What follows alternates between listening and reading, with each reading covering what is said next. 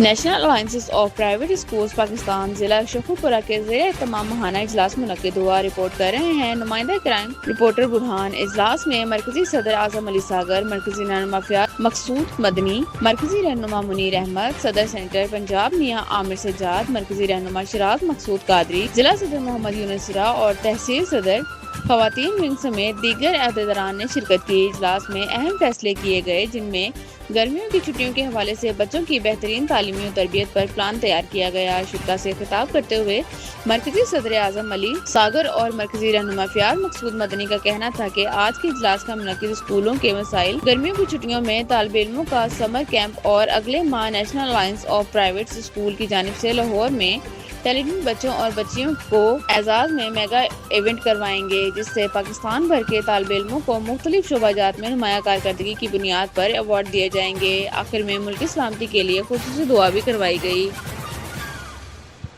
हम चेंज की तरफ जाएं। का एजेंडा ये है जी कि हम एक तो लाहौर में लाहौर क्योंकि हमारी हब है सूबे की, तो वहाँ पे एक बहुत बड़ा ग्रैंड इवेंट करने जा रहे हैं, जिसमें हम